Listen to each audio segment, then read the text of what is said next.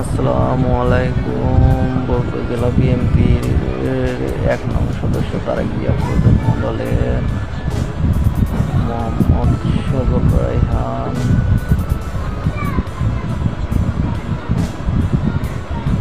বগুড়া শহরের বিশিষ্ট শিল্পী সাইদুল সাহেবের সঙ্গে বিএনপি নেতা সাইদুল সাহেব, রানা ক্লাবের এমপি বগুড়া সদর বগুড়া রায়হান বগুড়া সদর বগুড়া থেকে সৌরভ ভাইয়ের সাথে